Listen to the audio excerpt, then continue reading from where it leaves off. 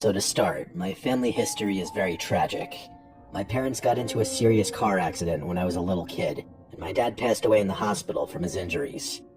My mom had lasting injuries that still affect her, making it difficult for her to walk. My dad left us the house that my mom and I continued to live in for many years to come.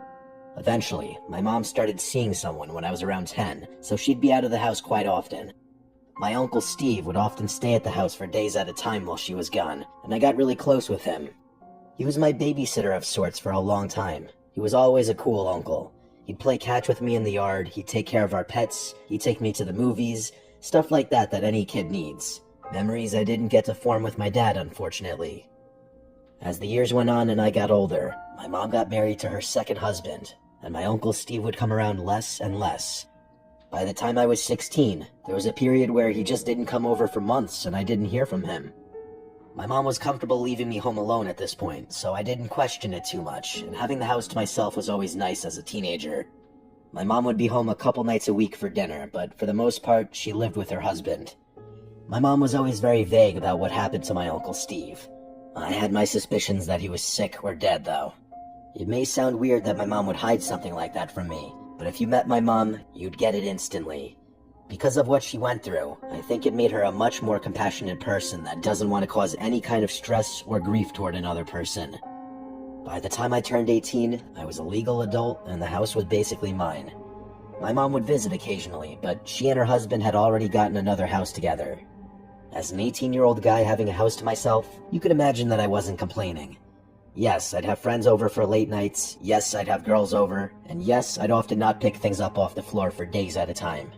I would miss my Uncle Steve, though, as he was the father figure that I grew up with, and there were times where being in a big empty house by myself at such a young age was kind of lonely and depressing.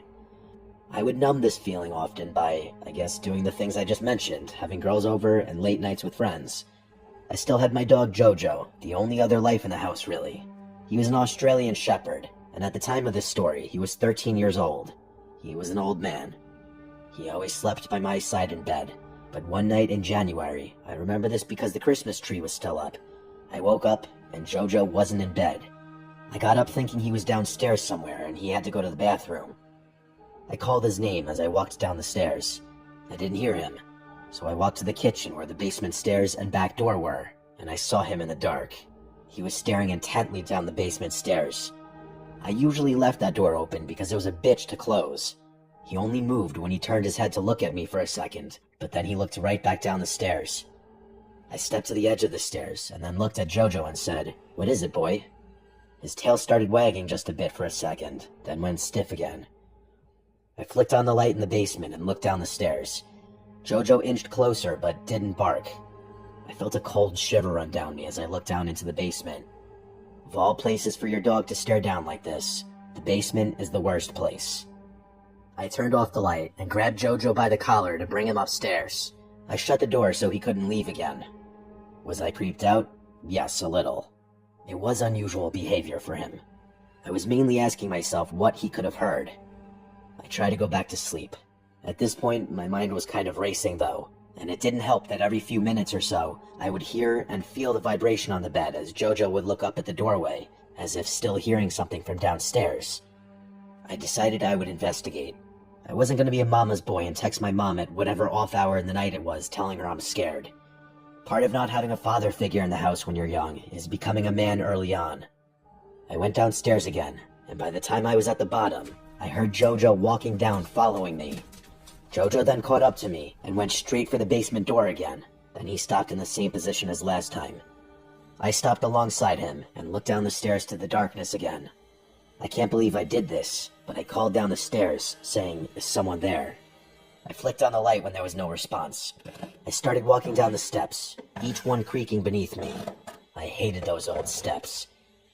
You couldn't see into the basement until you were about halfway down the stairs, as the ceiling was low. I was on maybe the third step when I heard the voice. It was my uncle's voice. I knew it right away, all these years later. It was my uncle's voice from somewhere in the basement, saying my name, only it sounded weak, like he was injured. I ran down to the basement as my heart dropped out of me. I got to the bottom, and it was just an empty basement. "Uncle Steve?" I called out. Jojo was still at the top of the stairs looking down at me. He didn't want to come down. I walked further into the basement, and there was nobody there. My heart was beating 100 beats per minute at this moment. I peeked behind the couch, and even behind the TV. There was nowhere else for anyone to be, besides the laundry room, which was in the corner. I took one look into the corner, and I thought I heard the slightest sound on the other side of the door.